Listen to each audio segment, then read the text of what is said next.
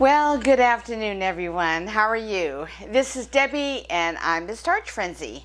Today, we're going to talk about some thoughts I had.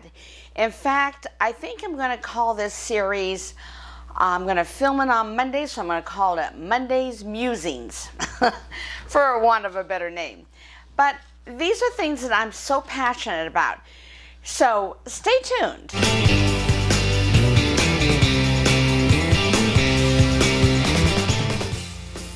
Hi, and welcome to my channel. This is the Starch Frenzy. My name is Debbie. If you're brand new here, I sure would like you to watch for a few minutes, and if you're enjoying what we're talking about, please look down at the bottom and hit the like button. If you do subscribe, ring the bell. So this is going to help you know when I make other videos. So today we're going to talk about the whole diet thing. You know, it's all has to do with the fact that I want to share with you all what I have found that has finally, finally worked for me.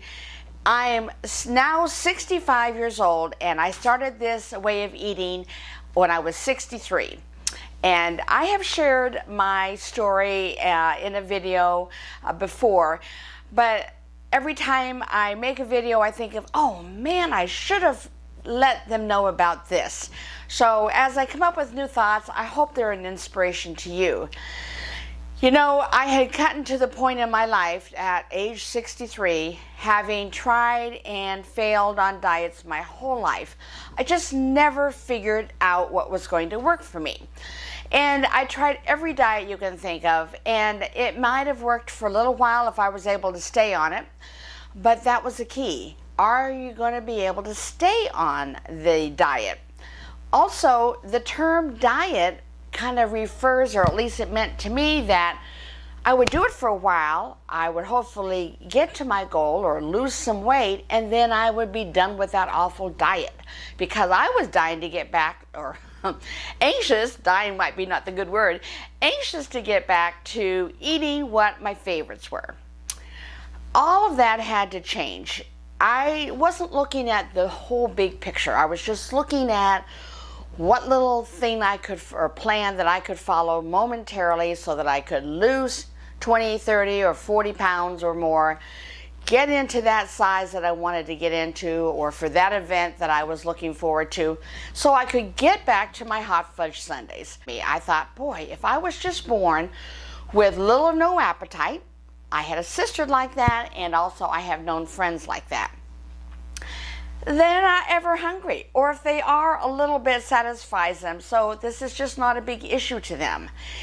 And, you know, we all have our cross to bear, so to speak, but for me, I needed to be able to, I don't want to look skinny mini, I just wanted to look normal. I wanted to fit in regular size clothing, not plus size clothing. And the older I got, it became more of a health issue. I started suffering with everything from acid indigestion to all kinds of things you probably don't even want to know about. But these are things that didn't bother me when I was younger. My body was able to overcome the bad foods that I was eating. But as I got older, it's not. I mean, your body can only do so much. It became a matter of just everyday life enjoyment. That's another reason I wanted to lose the weight and finally become healthy. While I was searching into what I needed to do and my whole plan for it, I came across the movie Forks Over Knives that I had heard about prior, but never really had, you know, when you hear about something, you're out and about and you get home and you forget about it. I never really had watched it. So watching that movie was life-changing. I mean it. I mean, finally it gave me a plan that I thought might work. I didn't know for sure, but I thought I might be able to stick with it. And yes, I did. All of that. I wasn't just on it for a month or two. I think 3 months probably was the longest I was ever able to really stick to a diet. But this, I changed my whole mindset. This is a lifestyle change. You probably have heard that term before because it's used a lot now these days. But really it is. You have to come up with a way of eating that you can sustain the rest of your life. You might have an exception here or there, but my goal is to really not make exceptions for myself, because I know that that can be a slippery slope for me. But it's not saying that you're perfect. I'm definitely not perfect. But I had to come up with a way of eating that I could look reasonably normal again. I could be back to my goal. I could fit in regular clothing in Mrs. sizes, not plus sizes. Or I am now in a size 10. And sometimes it's a size 8, sometimes a 12. You know, women's clothing, it's all over the board. But I'm in a medium top. I'm in a size 10 for women, and I'm not particularly tall. I'm happy with that. I'm about 5'3½", so I'm comfortable with this size. I feel normal again. And here's the big thing. I feel normal in my eating. I no longer feel deprived.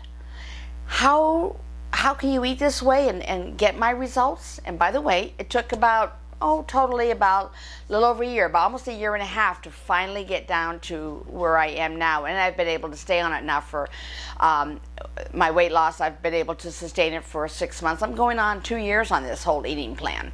Here's the key. You eat the foods you like. It's just what you eliminate. There's several names for this type of eating plan. It can be called vegan. But vegan is a huge category, and I'm in a subset of that category, where I am vegan in the fact that I don't eat any meat or any animal products. I don't eat meat, dairy, seafood, and I don't eat oil, not even olive oil. I don't drink milk. I don't have coconut oil or coconut milk even. I drink plant-based milk instead. So there's things that you can substitute for the categories that you used to consume. There's different names, as I was saying. I got off on that tangent a little bit. There's it can be called vegan, but more specifically, I refer to it as whole food plant-based. Now, it doesn't just roll off your tongue like keto. And we use an acronym because it's 4 different words. Many times you see WFPB, or some people shorten it to just plant-based. The difference is whole food means you're trying to get your food as close as possible to the original condition that it's grown in. So you're not having potato chips, you're having the potato. You're not having apple or fruit flavored candy, you're having the apples and the fruit. So that's what I mean by whole, as minimally processed as possible. You eat predominantly starch. Now, where did I come up with this or hear about this eating plan? Many sources, but my first and the easiest, I think, to follow is Dr. John McDougall's Starch Solution. So, in his plan, you eat anywhere from half to 3/4, a little more than half of your plate is starch-based. It's rice, potatoes, sweet potatoes, of course, any kind of potato, and then whole grain pastas. You can have whole grain breads, and you supplement your starch with some fruits and vegetables, or I should say vegetables and fruits. Probably more vegetables and a little less fruits, but both are fine. And here's the nice thing. There's no measuring, there's no counting carbs or your macros, or you can do that if you want, but it's not required. In fact, they really steer you away from doing all of that. This is not meant to have your daily diet be a math problem the rest of your life. You have to enjoy your food. If you're on a diet where you have to eat dried fish and a few vegetables and hold the potato, and perhaps you're allowed to have a half a cup of unsweetened applesauce, you can't do that forever. So those are the types of things that I don't have to do anymore. Now I have a burrito bowl, for instance.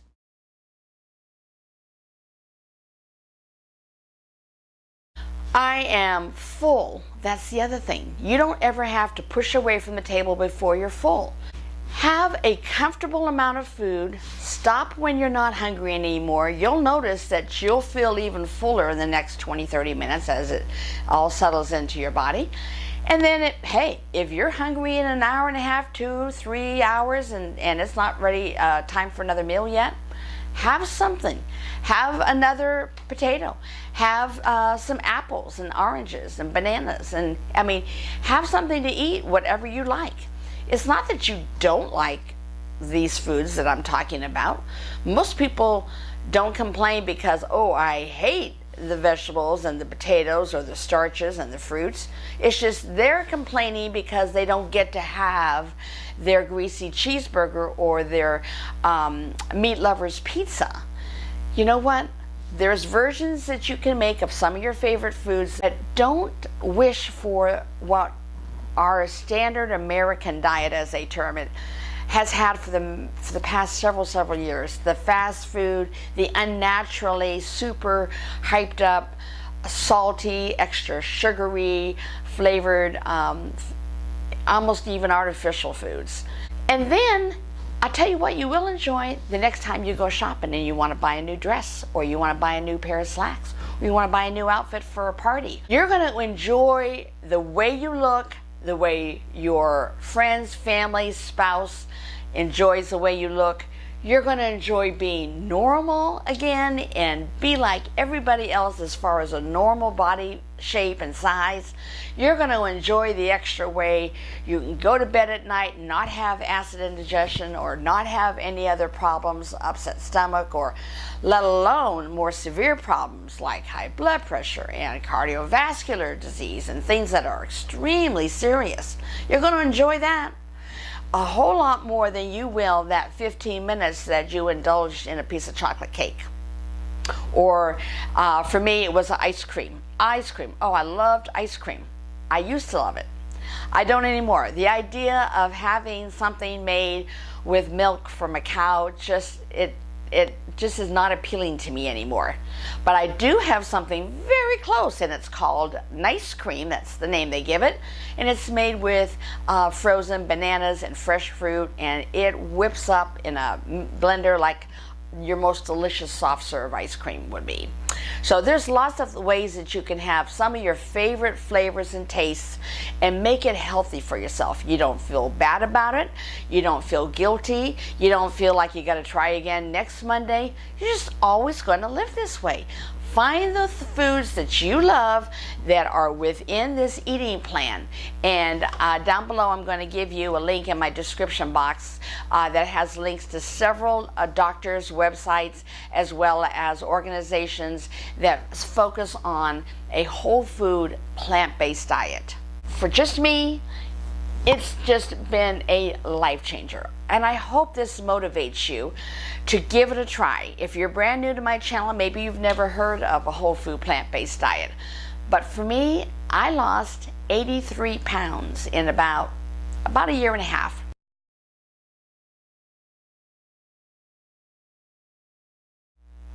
Most of it in about a year, and I fine-tuned it at the end. 83 pounds. I can't tell you the number of ways that I feel blessed and so much happier. And I wish that in a million times over that somebody had told me about this way of eating years ago. There's all kinds of things that people think they can't give up. But if you really look at some of those videos, like Forks Over Knives documentary, read what Dr. McDougall says and Dr. Michael Greger and so many wonderful plant-based doctors. Understand the science behind why this works. Just think about it. Open your mind up, especially if you've tried diet after diet and nothing has worked for you long term. We no longer have the plagues to worry about, or typhoid fever, but we've got things that we do to ourselves by eating the wrong foods. So we're going to talk about more of that in the future, and I hope you've enjoyed my little inspirational moment today. I hope that's inspired you to look into this some more. If you already eat plant-based, oh, I'm so thrilled for you. I'd love for you to share your results and your successes or your questions or your comments down below in our comment section. I look forward to seeing you next time, and thanks so much for joining me.